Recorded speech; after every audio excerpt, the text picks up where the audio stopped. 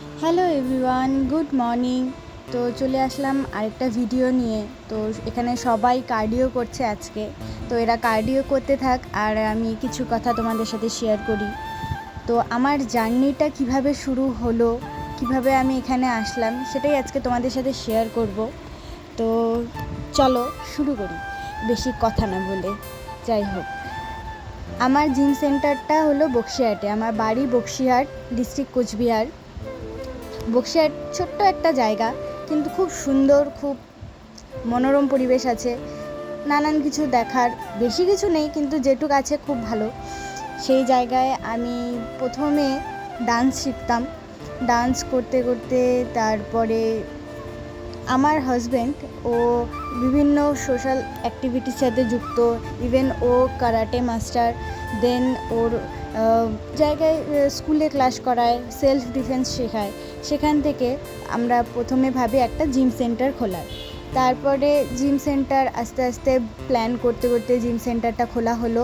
দেন তারপরে লেডিসদেরকে কিন্তু করানোর অনেকটা ব্যাপার আছে, কারণ অনেক লেডিস আছে যেরকম ছেলে মানুষের কাছে করতে চায় না, লজ্জা পায়, ইতস্ততা বোধ করে। স্বাভাবিক ব্যাপার এটা। তো সেজন্য তো আমার হাজব্যান্ড আর আমি আলোচনা করলাম যে এই জিনিসটা যদি আমি শিখতে পারি, তাহলে বক্সিহাটের অনেক মহিলার অনেক হেল্প হবে। এর জন্য আমি তারপরে ফিটনেস জার্নিতে জয়েন করি। মানে আমি ফিটনেস সম্পর্কে জানতে শুরু করি। নানান কিভাবে ওয়েট লস করা যায়, কিভাবে ওয়েট গেন করা যায়, কার কি করা যাবে, কারণ সবার সব কিছু করা যায় না। কারণ কারো হাঁটু ব্যথা, কোমর ব্যথা, নানান প্রবলেম থাকে, নানান ভিতরে নানান অসুবিধা থাকে, ঠিক আছে?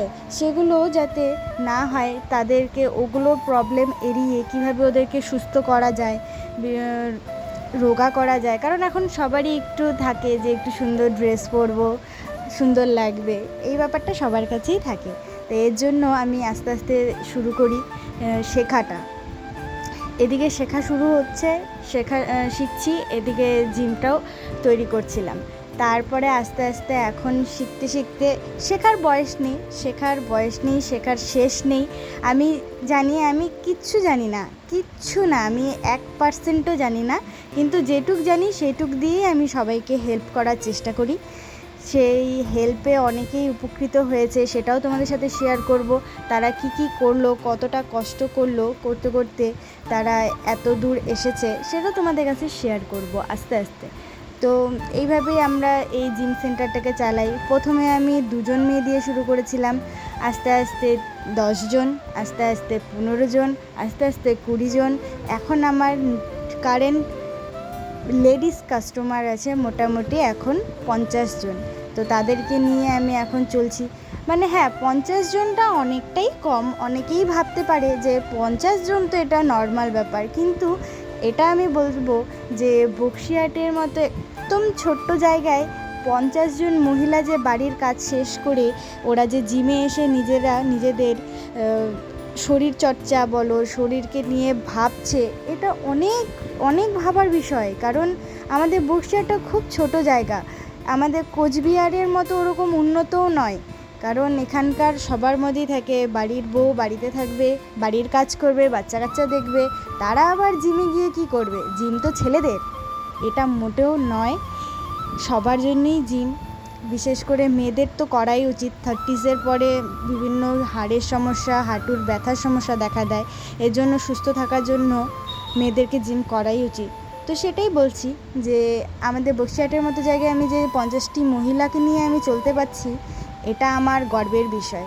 আমি চাই এদের পাশে থাকতে, এদেরকে আরও সুস্থ করে তুলতে। এরা যে মানে মনস্থির করেছে যে এটা করে করে ওরা নিজেকে ফিট করবে, সেটা জানি আমি করিয়ে দিতে পারি, সেটাই আশা রাখছি।